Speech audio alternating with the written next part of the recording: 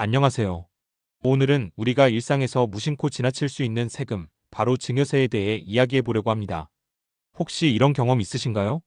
부모님이 결혼자금이나 전세자금을 도와주셨다든가, 남편 명의로 된 집을 아내 앞으로 바꿔주었다든가, 당장 내 주머니에 현금이 들어온 것도 아니고 그냥 가족끼리 도운 거라 생각했는데 어느 날 느닷없이 세무서에서 고지서가 날아온다면 얼마나 당황스러울까요?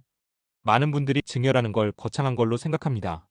부동산이나 수억 원씩 주는 경우에나 해당된다고 생각하죠. 나는 큰 재산을 받은 것도 없고 증여랑 상관없다고 생각하세요.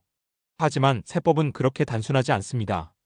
부모가 자녀 통장에 매달 몇백만 원씩 입금하는 것, 남편이 아내 명의로 부동산을 사주는 것, 형제가 서로 돈을 빌려줬다가 그냥 돌려주는 것. 이런 일들도 세법상 증여로 간주될 수 있어요. 그리고 이게 다 증여세의 대상이 되는 겁니다.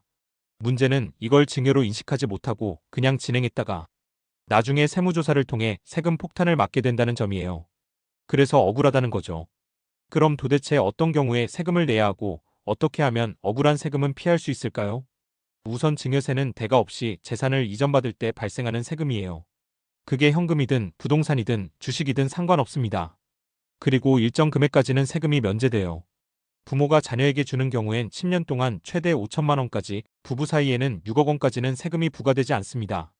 다만 이 한도를 넘기면 초과한 금액에 대해 세금을 내야 하고 같은 사람에게 받은 돈은 10년간 누적해서 계산된다는 점 꼭 기억하셔야 합니다. 예를 들어 볼게요. 부모님이 자녀에게 전세보증금 명목으로 1억 원을 보내주셨어요.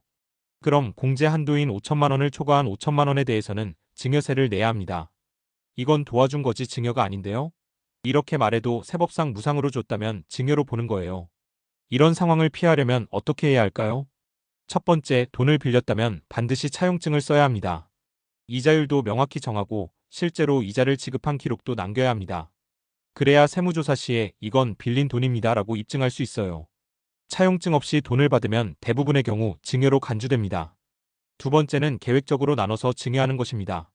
증여세 공제는 10년 단위로 초기화됩니다. 한 번에 1억 원을 주면 절반은 과세 대상이 되지만 10년에 5천만 원씩 두 번에 나눠주면 세금 없이 증여할 수 있는 거예요. 그래서 많은 분들이 자녀가 결혼하기 전 몇 년 간격으로 나눠서 증여하는 방식으로 절세를 하고 있죠. 그리고 세 번째, 명의신탁에 주의해야 합니다. 부모가 자녀 명의로 부동산을 사거나 자녀 명의로 주식을 보유하게 할 경우 실제 소유자가 부모라고 하더라도 명의만 자녀라면 세법상 자녀가 증여받은 것으로 간주돼 세금이 부과될 수 있습니다. 그 명의만 빌린 거라고 주장해도 증거 없으면 거의 다 증여로 처리돼요. 명의를 빌릴 땐 정말 조심하셔야 합니다. 마지막으로 일상에서 가장 흔히 실수하는 게 바로 생활비입니다. 부모님이 자녀에게 매달 100만 원씩 생활비 명목으로 송금하는 경우 10년간 누적하면 1억 2천만 원이 됩니다. 세무조사에서는 정기적이고 반복된 금전거래는 증여로 볼 수 있기 때문에 의도치 않게 세금 대상이 될 수 있어요. 특히 자녀가 성인이고 경제활동이 가능하다고 판단되면 더더욱 조심하셔야 합니다.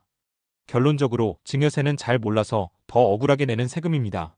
내가 받았는지도 모르게 혹은 증여라고 생각도 안 했는데 세금이 부과될 수 있다는 점에서 조심해야 해요. 미리 알고 사전에 준비하고 기록을 남기면 충분히 억울한 상황을 피할 수 있습니다. 모든 자산 이전은 기록과 계획이 핵심입니다.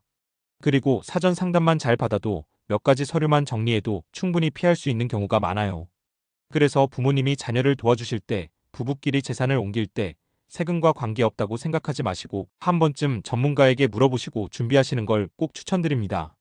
오늘 내용이 도움이 되셨다면 좋아요와 구독 부탁드리고요. 댓글로 궁금한 상황 남겨주시면 다음 영상에서 다뤄볼게요. 감사합니다.